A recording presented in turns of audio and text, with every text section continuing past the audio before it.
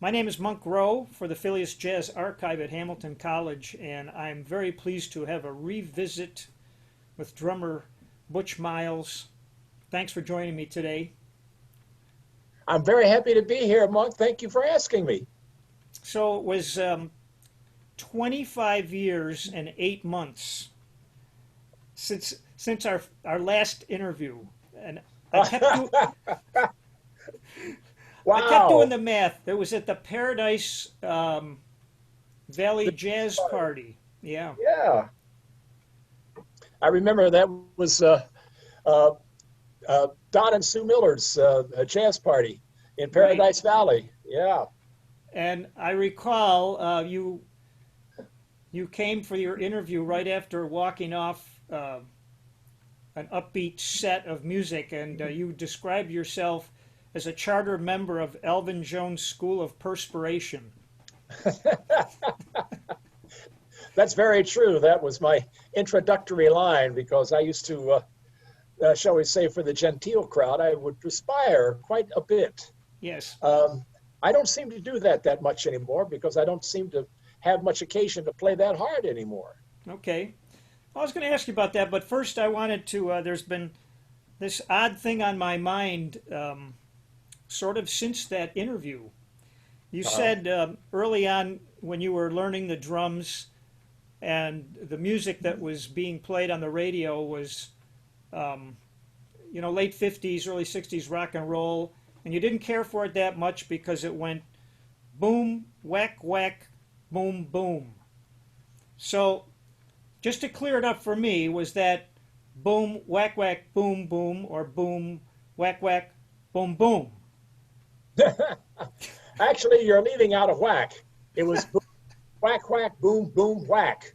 Or Okay. if you really felt adventurous, it was boom, whack, boom, boom, whack, whack. Or boom, whack, whack, boom, whack, boom, whack, whack. Which, There you go. to his credit, Charlie Watts still plays to this day. You can't beat a classic.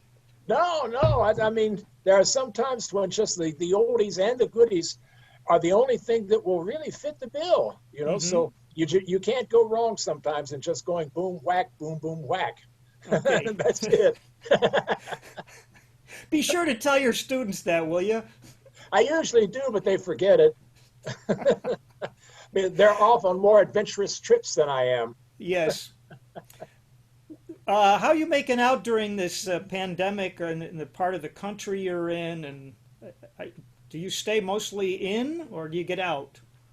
No, we get out very rarely because we're in Texas. My wife and I live just outside of Austin, Texas, and I teach down the road from my house to my office is about 18 miles. And I teach down in San Marcos, Texas, at Texas State University. Hmm. It's an excellent school. They've got a fine jazz program down there, wonderful school of music. Just it's been, a dream for me for about the last 12, 13 years I've been down there. But with the pandemic, we don't go out too much. As a matter of fact, we just drove down to one of our favorite Mexican cantinas and ordered to go for Yeah. brunch and brought it back here and ate. And I do some teaching on campus face to face, but I also have a few Zoom meetings that I teach online. And Monk, I've got to tell you, it's no secret. I really hate it. I can't lean over. I can't show someone the proper hand technique or the certain accent that should be performed right at that moment. There's just something lost in the spontaneity of going online. That's not to say that online doesn't have its particular pros, but it's a lot of cons for me because I'm not used to it. It's something I'm just not used to. Yeah. And I second that. The Zoom, I teach saxophone lessons via Zoom, and for one thing, Zoom doesn't seem to like saxophones. Well, Zoom sure doesn't like drum sets, I'll Yeah, tell I'll you. bet. Like, you start playing and then you hear silence and then it starts to like sort of learn how to handle it. But It's not a great way to do things. I guess it's the best we have at this moment, and we hope it will pass. I had not a really formed question, but with wind instruments and improvising, teaching jazz, the amount of material and research and so forth in jazz pedagogy has been leaps and bounds for years and years. I wonder if in the teaching of the drum set has been the same way. Has it changed a lot, like the method books or what you're expected to teach and what the students are expecting to learn? It is changing quite a bit. It's in the process right now, Mark, of changing a lot. When I first started out learning all about drums and drum sets, there were just a couple of books that were my method of manuals that my teacher had supplied me and was teaching me, giving me lessons out of. They didn't go very far. They weren't really adaptable to the drum set. But this is because I started taking lessons back in the late 50s, around 1957, 58, and there wasn't a whole lot of material. Things have changed and improved it so much. You got away from a lot of the drum authors who were writing some pretty good books, how-to books, but really couldn't demonstrate very much, to the drummers who can play all over the place and imparting that knowledge in their own manuals. You've got the people that bless his heart, the great Jim Chapin, or you have all other kinds of folks. One of the graduates from North Texas, one of the funkiest drummers in the world, Mr. Rick Latham, wrote an entire, a number of manuals about funk drumming. You've got brushwork, Clayton Cameron, the great Clayton Cameron on brushes. You've got Ed Thigpen on brushes. You've got all sorts of wonderful manuals and drum methods now that are workable and usable, and they're written by people who actually can play that. But it's going into a different fashion now. There's a whole other area of jazz that's on the rise, along with the jazz funk and the fusion and stuff. For drummers anyway, it's called linear drumming, and it's where you have four-way coordination, but not everything necessarily hits at the same time. You may have your hands and your feet all play, but they don't ever hit in conjunction with each other. It's brilliant, it's difficult, and it seems to be the coming thing. It's just that with this pandemic, I don't know where we're going to play it. Right. Now, I'm going to take a pause for a moment because my connection here needs to go from, I think I need to plug in my,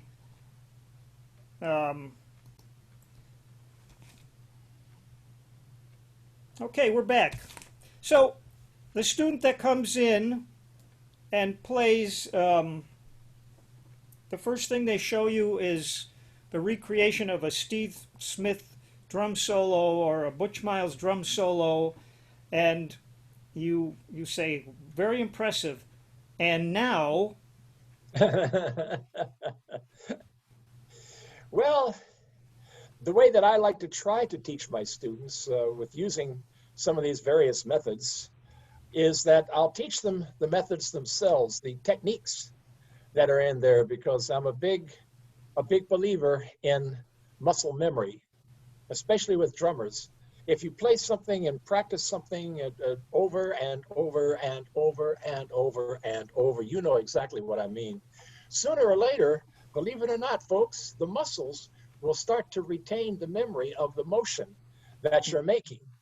And then you stop increasing the width of the thought that goes into the playing. You decrease the width of the thought to the beginning of the thought, and the muscles react to the thought. It's the old physics thing, action reaction, that Duke Ellington was a big fan of.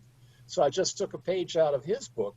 You get the muscles trained to the nth degree, and you begin to think of something, the muscles will respond, and then you let them lead you down whatever musical story path that you want them to lead. And as long as you've got the technique to back it up. You can play anything that you even begin to think of. I know it sounds like some kind of Zen BS, but it's not really. I've been my happiest when I was playing and enjoying what I was playing rather than thinking of what I was going to play next. That begs the question, the relationship between ideas, creative ideas, and technique. Do you have to have the technique first so that you can then pull off these ideas that you get? Well, that's a very good question, and I would have to answer not necessarily. No, I've heard a number of fine players with sensational technique, and they do not have any creativity to speak of. So all they're doing is playing everything that they've heard before or heard somebody else do, and they play it brilliantly. I mean, I know some guys who are friends of mine that can outplay me 7 days from Sunday, but they can't outthink me. So the creativity is something else that is very personal and comes from you inside.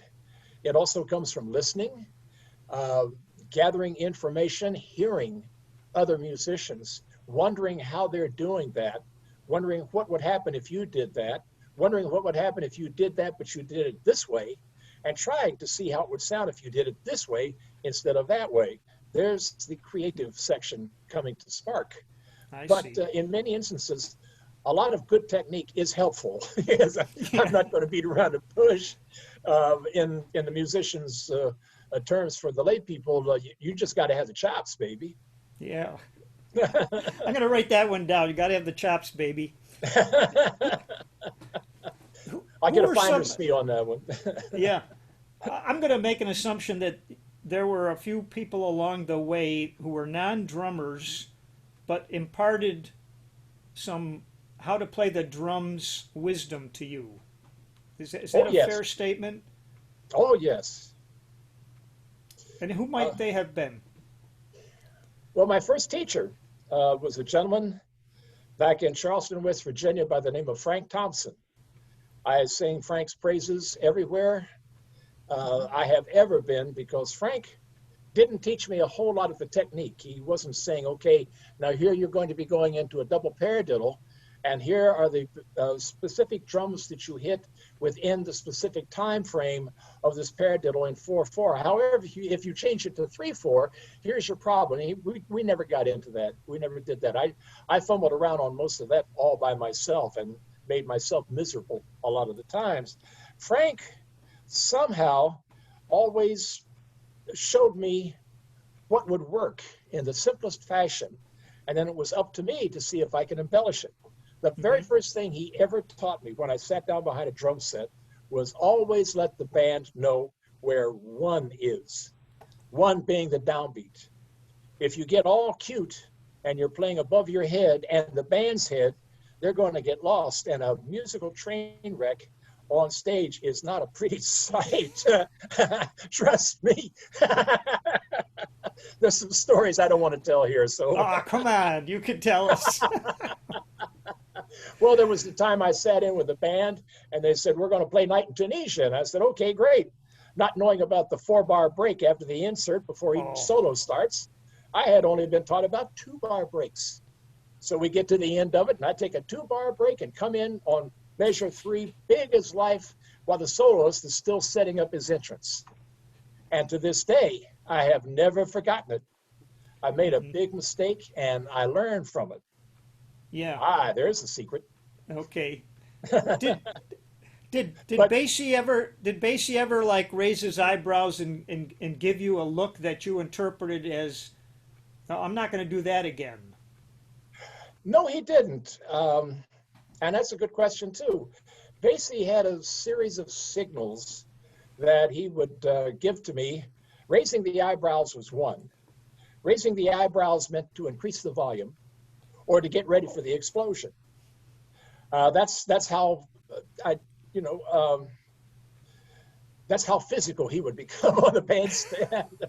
We're not talking Stan Kenton and waving the arms all clear, from wall to wall.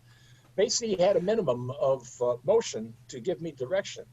sometimes when we were playing, he would tilt his head. That's where he'd want the beat on 2 and 4. He'd want me to accent that and make it stronger. Sometimes he would raise his shoulders when we would come in on an explosion, like at the beginning of All of Me. Yeah. And that was the signal to let it rip. Yes. There were a few things like that. Okay. But he never ever gave me any sort of information or looks or direction that said he was unhappy with what I was doing or don't do that. That leads to a story. I have got to tell you this story. Please. You've drawn me into it. Freddie Green, the great Freddie Green, the great guitarist, Mr. Time we called him, was on the band all his life practically. And I was new on the band. I'd been on the band a few months. And I was playing, I was learning the charts, and things were going pretty good. And one night, which I have never, ever forgotten, one night we're playing, and Freddie is sitting off just sort of a little bit off to my right. And suddenly he stops playing. He uncrosses his legs, puts his guitar down, turns around and looks at me, shakes his head, turns back around, recrosses his legs, picks up his guitar and starts playing.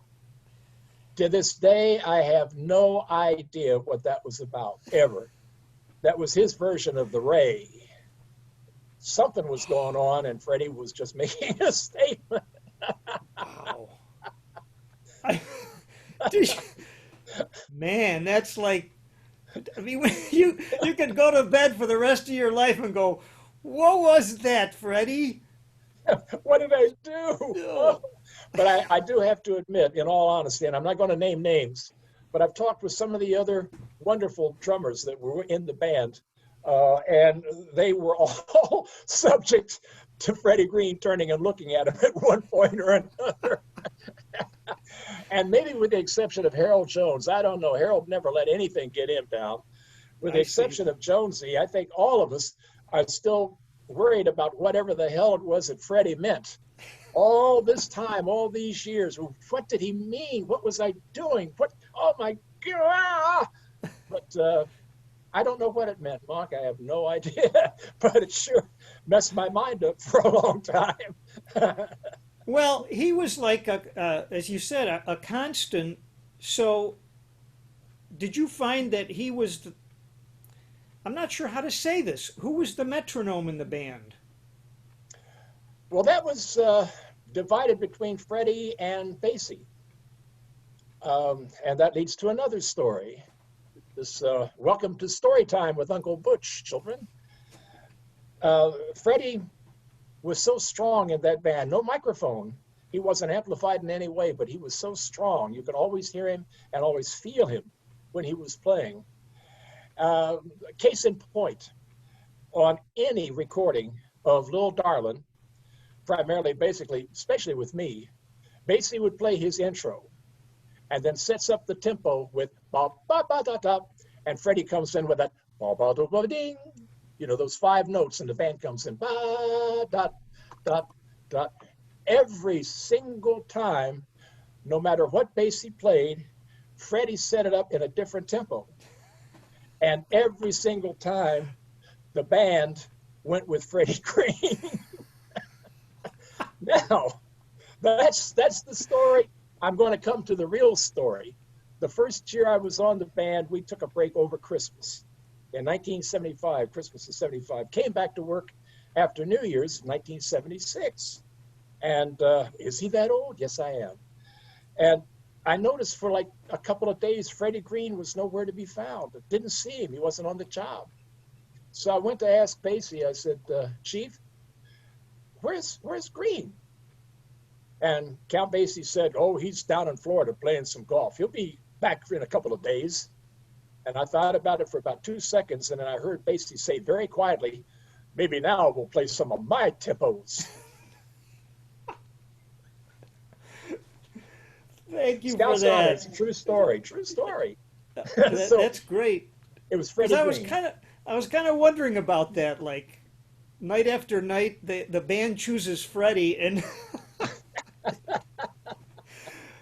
You know, you said in our first interview that when you joined Basie, you were young and foolish and scared to death.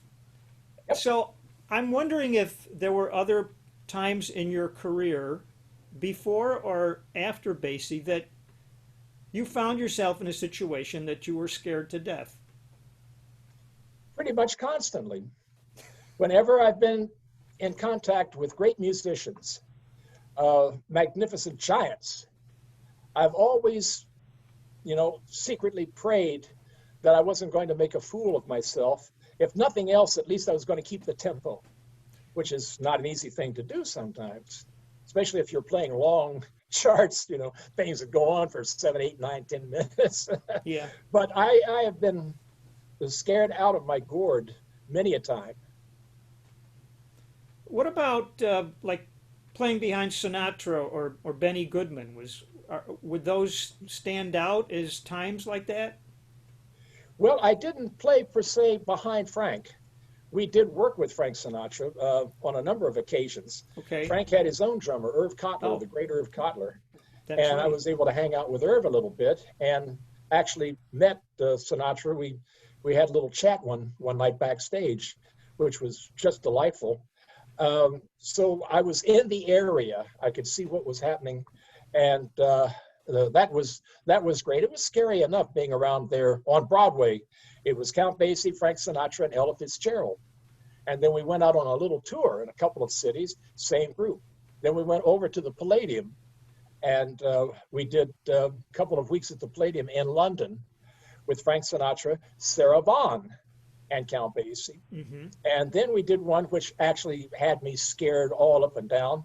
We did a Royal Command performance while we were there at the Palladium, where we only played like one or maybe two tunes, but the entire royal family was in attendance. I didn't meet anybody.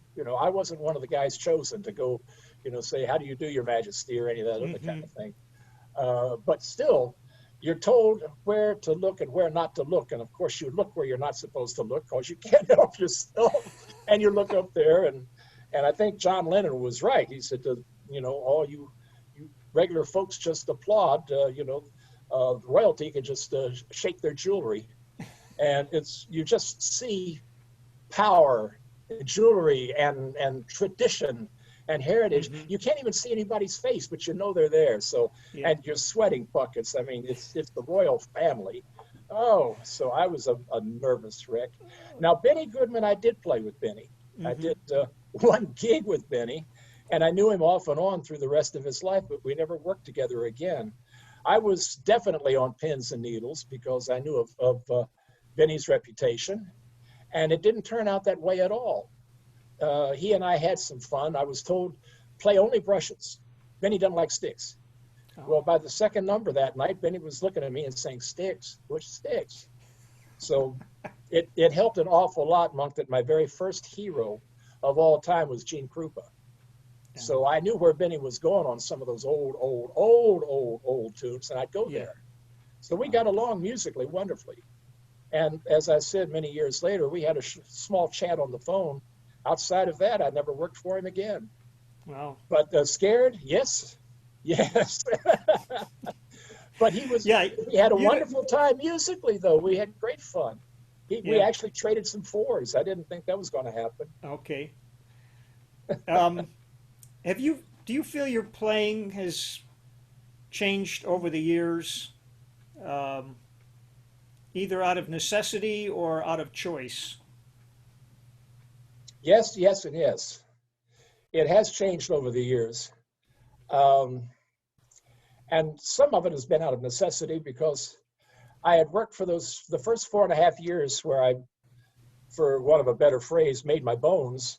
I was working with the Basie band, and that's where I got my reputation. Then the next thing I turned around, as you remember, and I joined up with Dave Brubeck's quartet. Hmm. How can he do that? Well, it was easy for me because I was raised on both Basie and Brubeck. Then later, I started playing with other groups, more trad oriented, more definitely solid in the 1940s, swing oriented, and a few other bands that were of a different type of I don't know what the word would be, a connotation for a musical genre or a style.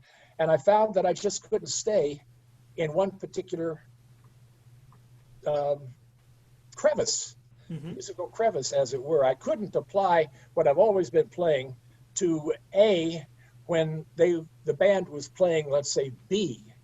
I had to think of something else to play. So I would have to switch, and it got me to thinking and got me to changing my style because I had to. And then later on, I found that there was so much enjoyment in playing so many different ways and so many different things that it was by my choice. I started experimenting and playing different styles and different rhythms and different beats. I still had my old cliches, and they're still there. You can't get rid of them. But I was more adventurous. I Hmm. didn't have to stay so stuck in any one particular rut anymore. I could go all kinds of different ways. And so I did that by choice. So my playing right now is quite different, not totally different, but it's quite different from what you might hear in 1975, Hmm. 1977. Is it possible to be specific about one part of your playing that is different? I don't state the beat so hard anymore. Uh-huh. I don't pound at you. I've learned to get up off that bass drum and use that as a musical voice more often, but I still use it as the bottom line in connection with a good walking bass player, not Hmm. so much to beat somebody up with, but just to give a little bit more support to, and Okay. use my feet, both feet, as other voices, so that I try to think of now. I try to think in more musical terms than in percussive terms. Uh, I think I got started on that thing when I was working with Jerry Mulligan and a quartet back in the 80s. And I did a number of gigs with him and the big band. And his big band was some of it on YouTube. Some very fine TV shows came out of, oh, I don't know, where it's Italy, I think. And we did a number of things with the quartet and a number of things with the big band. And I found I had to change my playing style to work with Jerry, and I Hmm. enjoyed it very much. So I began to re-educate myself. I didn't have to drive so hard all the time. There was something nice to be said for subtlety. And that was that a group without a chordal instrument? No, no, the ones that I played in with Jerry always had a piano. Okay. Harold Danko was on the band for Hmm. a long time. Bill Mays, the wonderful Bill Mays, was there. Yeah. It was always basically Jerry, piano, bass, and drums. Yeah. I don't know if you've been asked the typical, if you had to have, you could pick 10 recordings because you're stuck on a desert island question. But if I was to ask that, I mean, you don't have to go through it, but would there be any recordings included that you play on? Oh, good one. Because I have a candidate, by the way. I would have to say that if I did include one of mine, which now that you bring it up, offhand I wouldn't. But if I did, out of all the albums, I've done over 100 and some albums with everybody. I mean, I've recorded with Basie, recorded with Mulligan, recorded with Alberta Hunter, recorded with, here's a name for you, Dolly Dawn. There's one. Remember that one? And a lot of different people. There'd be a Basie recording, which is called Live in Japan.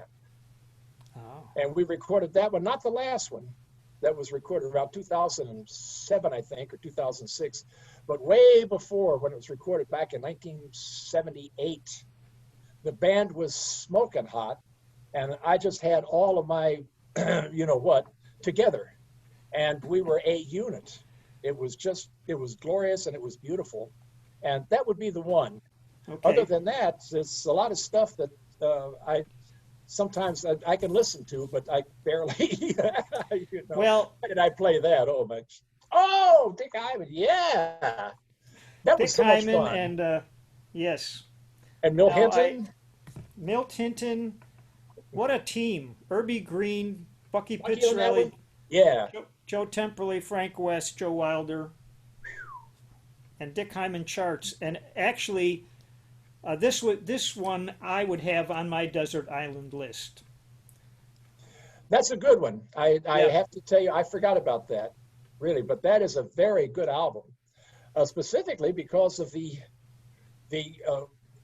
the giants that are all on there that I'm just trying to keep time for and not get in their way. They play so beautifully, they play so musically, they play so just magnificent. Yes. And the recording starts with just quartet, no horns, and I believe it's off the cuff.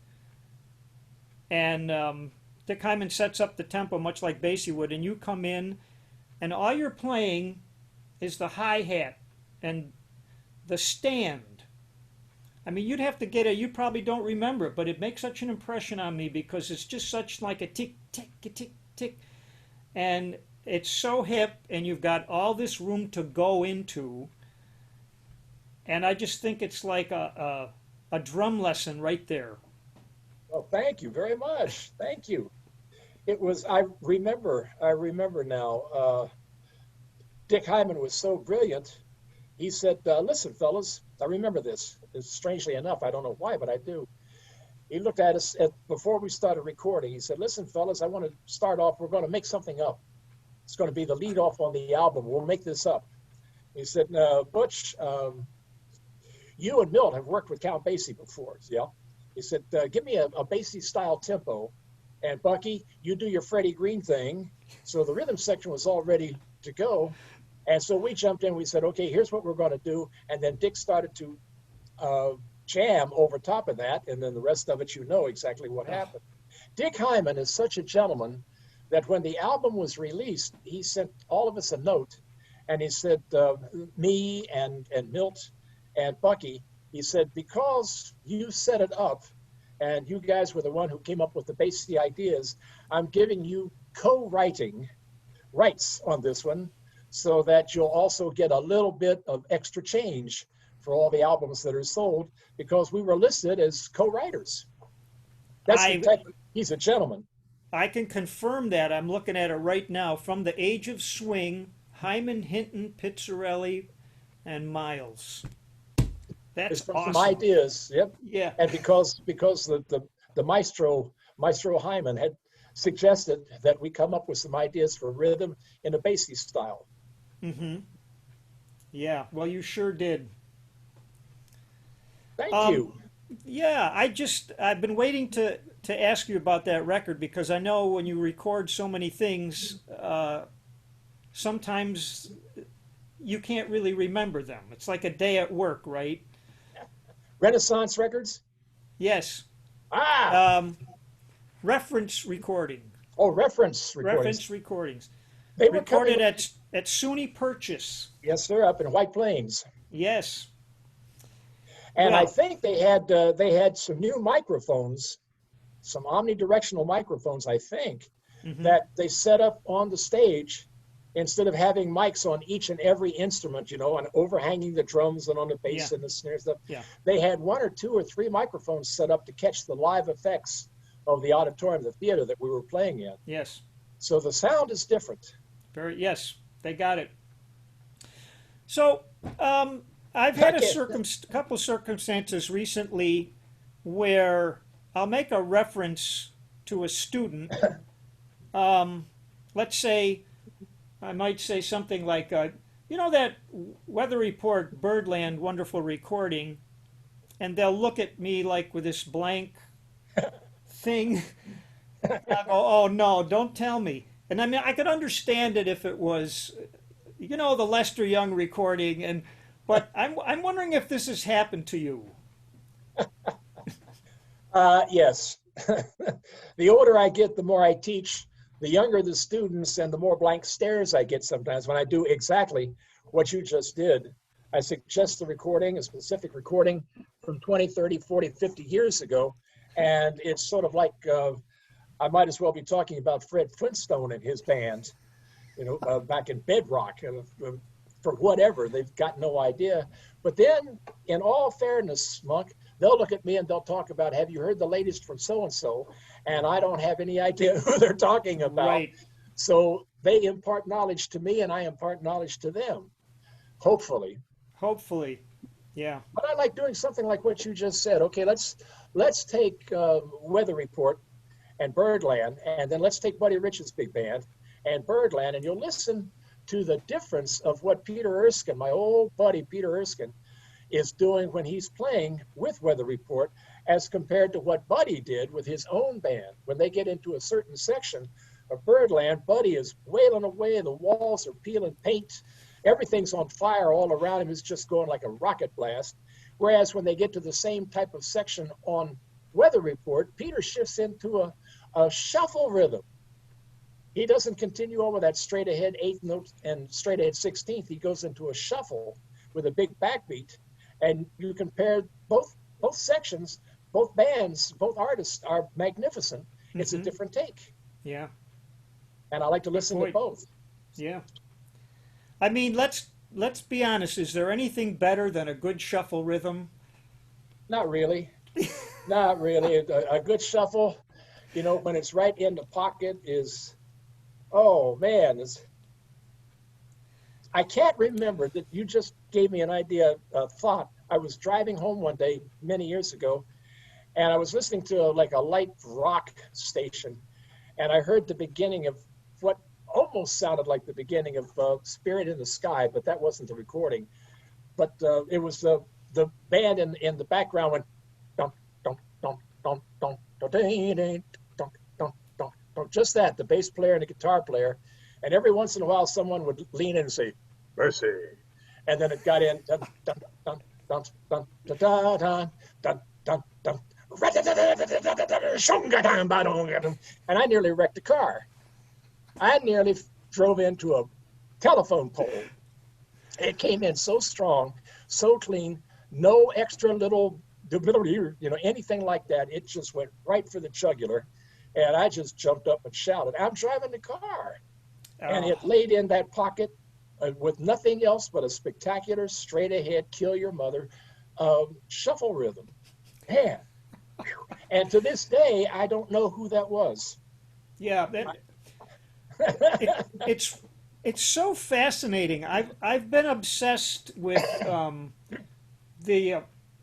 I don't know if it's the actual original, but Wilbert Harrison's version of Kansas City.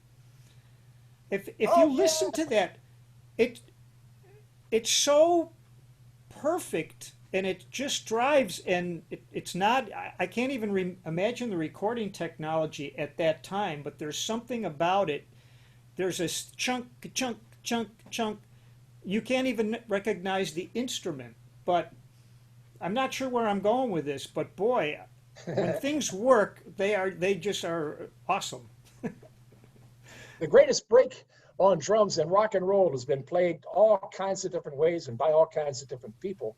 Most folks remember it from Phil Collins and a couple of the albums he did, because he always did double stops on it. He would play something on the drum set, then he would play it again, backing himself up. So it would sound like 3, 4, 5 guys at the same time. But there was a groove by a gentleman by the name of Junior Walker and his band, Junior Walker and the All-Stars. And I couldn't find anybody until I finally ran into an older gentleman, a great drummer. And we were talking, and I said, do you know about this break? And he said, yeah, Junior Walker and the All-Stars. That's Shotgun. And the break goes, that's it. That's all it is. Right. And what a difference, the simplicity of that. Yeah. But it's right in every way. What you're saying, it sets up right, it plays right, it leads right, and it just does the job. What else do you need? And, I've experienced that break, that lick, because I've played tenor sax in bands that do that song. And of course, because but the sax has to come, and you better be ready. Yes, you better. Wow. I've never played that tune. I never have, but I would love to one of these days. Okay. Maybe, because I got that breakdown. Hmm. I got that breakdown. I before we started, I found a little video of you. It looked like you were in a music store and you were playing the hi-hat and right, and you were Uh-huh. showing some things with the and and I said, okay, I'm going to have Butch Miles come to Hamilton College, and all he has to do is bring his hi-hat. I'd love to. I'd love to. That's one of the things that when I teach jazz majors on drum set, that's one of the things that I am a definite dog about, that Hmm. hi-hat. And I'm so proud to say that 2 years ago, I had a young lady who had gone through all percussion, and she was a jazz major on drum set.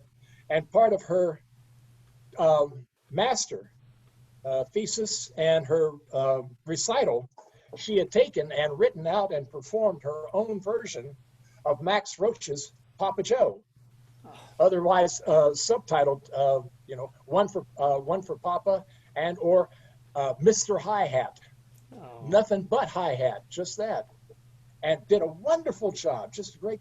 People don't understand, Monk, how tough that little thing is to play and what a huge difference it makes within the drum set itself. It's a whole other Hmm. voice.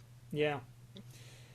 What do you tell your with jazz majors? What do you advise to them as far as post graduation and making a living? Swing or I'll kill you. No, no, it's just old joke. Sorry. Old musicians will remember that old joke. It's like Joe Morello told me one time. He said, a lot of times you can't remember how many bars there are to a tune, but the old musicians can remember how many tunes there are to a bar. And I left my cowbell down on the campus. Got it. I got it. Okay. Things were a little bit different before March of Yes. this year. Um, you could still tour. You could work around the country. You could get gigs. There were some nice gigs. There were still studios to be had where you could be on call. Not like the old days where you could make a great living being in a studio recording, like let's say the Wrecking Crew out in L.A. when they did all those huge hits Yeah. so many years ago out in California. But there's still a lot of work out there, and I say that in the past tense because now you can't go anywhere, you can't play anywhere due to the uh, the situation, the medicinal situation, and the infections and the pandemic. So I'm not exactly sure what to tell uh, the guys, the kids, the men and women who come through my classes and take lessons and study with me. I'm not sure what's going to happen, but this is a new age. This is a new time. And this is something that you can be very worried about. And at the same time, you can really charge ahead full steam because this sounds like this is the dawning of the age of Aquarius. You got to come up with something new Hmm. and something fresh and some way to make a living and some way to play music in order to Yeah. just get it done. So creative minds are going to be coming up with some incredibly brilliant things that we never had to think of before. Yeah. And I think it's because it's necessity. We have to in order to play music and sustain making a living. They're going to come up with some wild things to do and wonderful ways to do it. I just don't know what it is yet. So I'm as big a fan of all the guys that who are thinking all of this stuff up as anybody else. One Right. thing I've noticed is that some of the great musicians have a working situation where they're not all piled on top of each other like in a small club. They've got distancing and they wear masks, except when maybe a wind instrument, a saxophone or a trumpet or trombone or something is playing. And you get together for small concerts, an hour concert, an hour and a half concert, and you can donate by way of personal checks or by credit cards or PayPal or Yeah. some other things. And some people are doing fairly well right now, at least continuing to play and make a little bit of money, but it's going to go a different way. And I just don't know where. And I'm going to be very excited to see what the young minds today are going to come up with. Well, that's a good attitude to have because, yeah, change is constant, and especially now. There was an article in the last Downbeat, which I just read today about how do you justify going to a music school now and spending the bucks and so forth when we have this situation. And they had a pretty good answer. You know, they were saying what a variation of what you did, and people are going to be combining their musicianship with their technology innovations. And I think people have always had to figure out how to find a niche, and I suppose that is true more now than ever. I think so. And I think that's exactly what they're going to have to do. Because I have taken great offense at very nice folks who will say something like, boy, I can't wait till this is over and things get back to normal. Things are never going to get back to normal. You know, so we have to figure out how we can operate in the new normal. I found that out. I've been living a new normal for over 6 years now. I had a lung transplant back in 1914, and I had to totally change my lifestyle around. So wearing a mask, carrying, even in my office here at home, carrying hand sanitizer, wearing gloves. I've got Lysol spray. I have Clorox wipes with me all the time. Over 6 years now, 6.5 years. So Wow. this isn't all that new to me, but it's not going back to what it was. It never will. So we have to figure out a way that we can survive and exist and create in the new normal. That's all. You led me to a question that I was contemplating asking, so I will, and it has to do with aggravation or anger. I'll start with the music. Are there things on the bandstand that people might do that would aggravate or possibly anger you? I can't think of anything musically offhand. If someone does something musically and they mean it, if they're not doing it just to be excuse the expression, a smartass, or to try to start a fight, but if they're actually playing from the heart, I wouldn't get mad at that. What I would get mad at is attitude.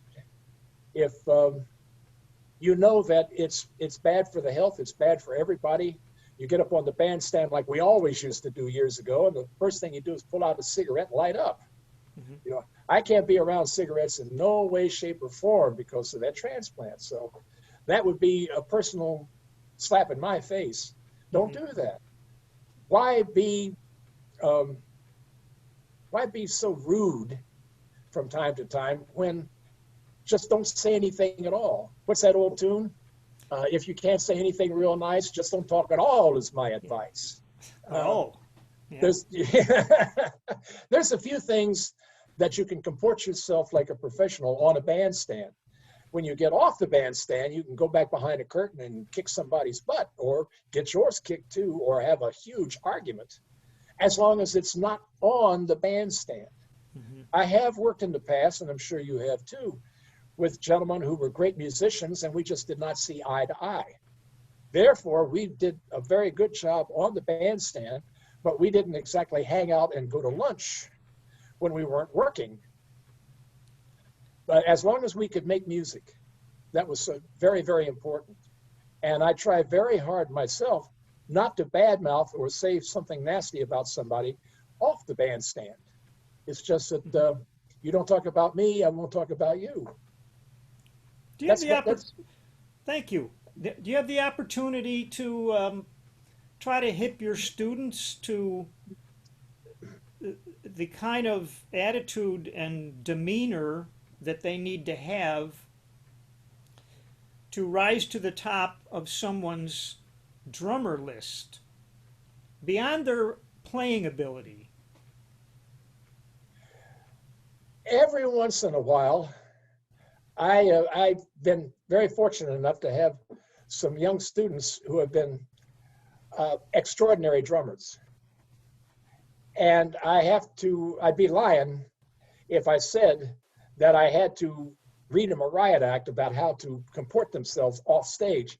I haven't, because the young gentleman and young lady that were so excellent in their playing, and when they were on the bandstand or in a concert hall or a theater, they always had a wonderful attitude about everything, about the music, about people, about life. I didn't have to say hardly a word, ever. Others, sometimes who have a bit of a nasty attitude, generally are not your best players. Sometimes you'll get somebody who is a great musician and is also a punk.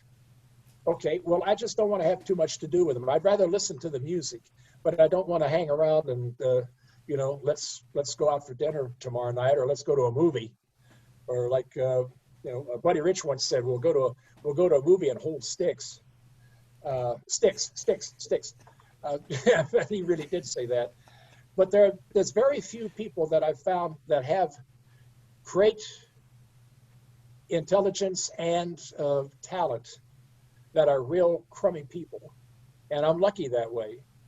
I guess I don't have to worry about it. I don't have to think too much about it. There's been a few times when I have sort of guided a musician, one of my students, in a way to handle the situation a little bit better than maybe they did handle it. Mm-hmm. But I also consider that to be part of the education system.